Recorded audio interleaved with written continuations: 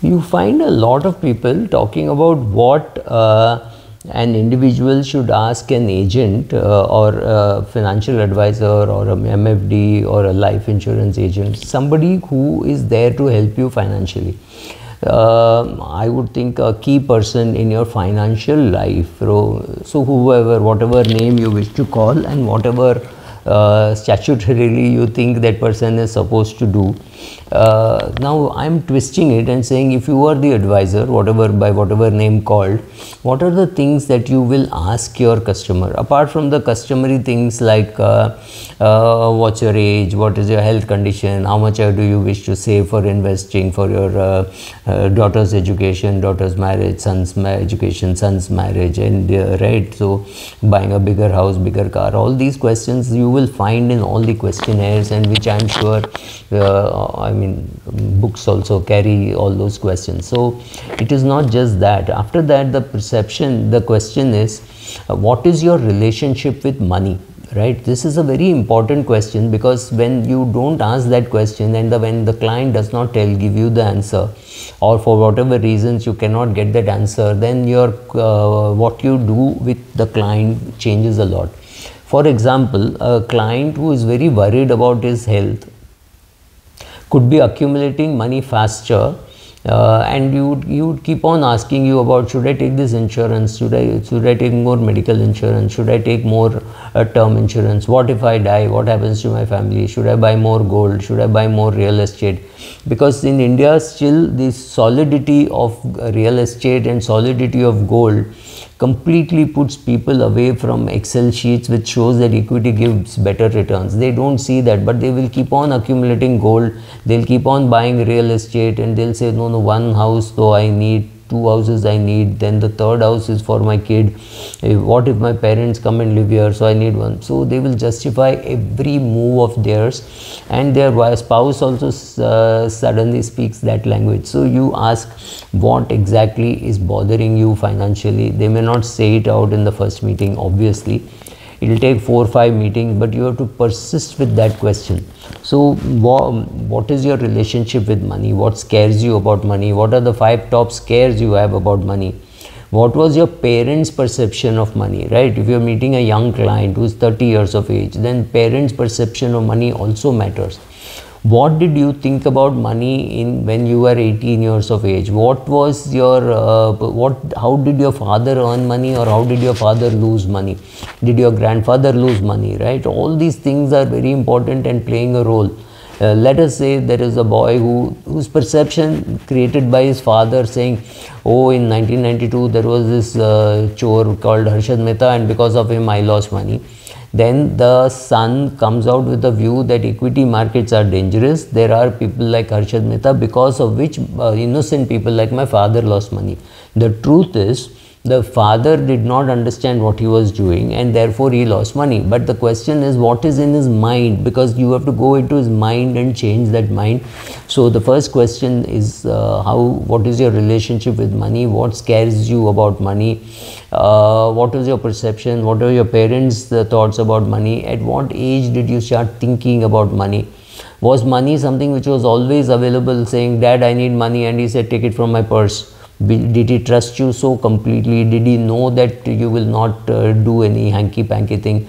Was that so much of confidence established in you? When you went out with friends, did you pay the bill? Did you always have surplus to pay bills, knowing that 1 or 2 people may not pay up? Did you have that kind of comfort with money?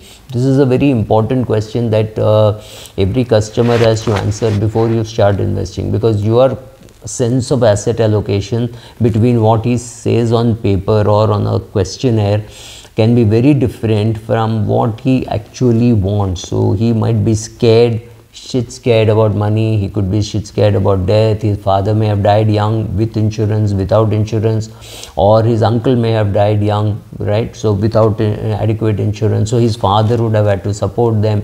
So all this is very complex, and it doesn't come out in one word, it does not come out in one meeting, but over a period of time, talking to him, talking to his wife, talking to his children, or if he's young, talking to his parents, some way you will be able to map his mind about his attitude towards money and risk. So this is a very important question to ask, and you should be able to capture that answer also, right? So if he gives you positive experiences, negative experience, you have to have the perception to find out which is more important.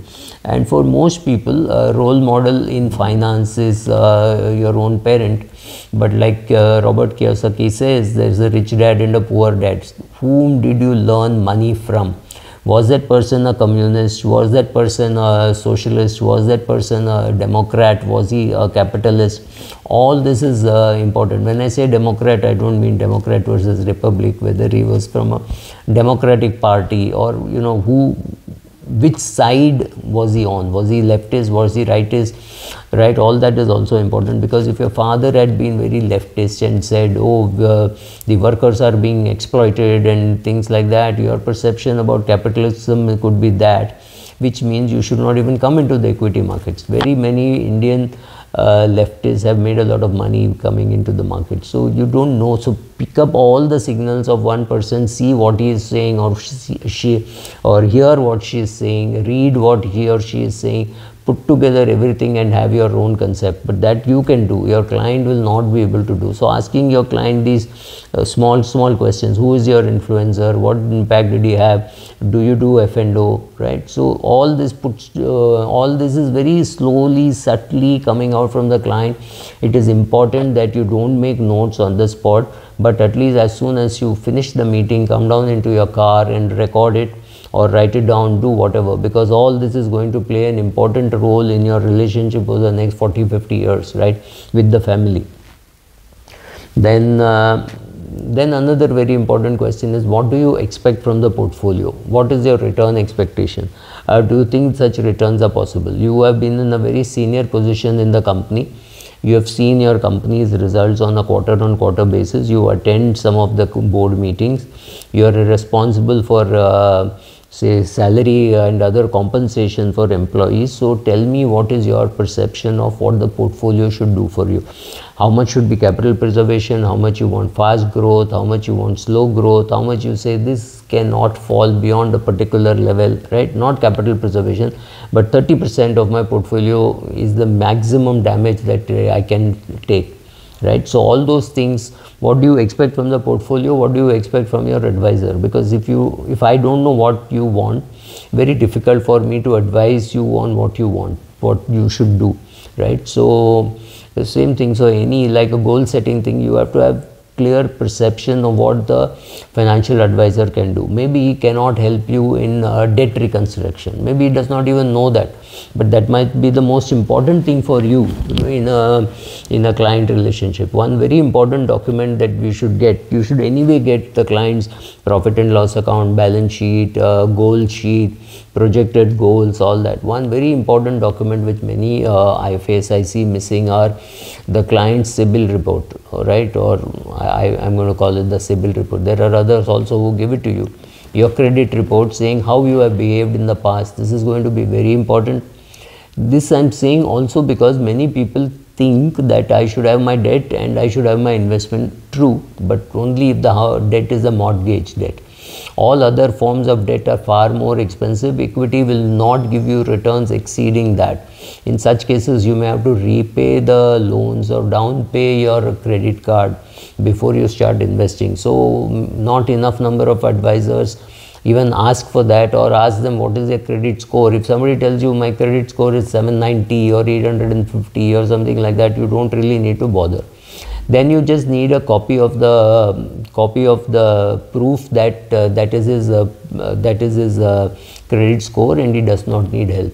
But at least you should know where he is going. Thank you.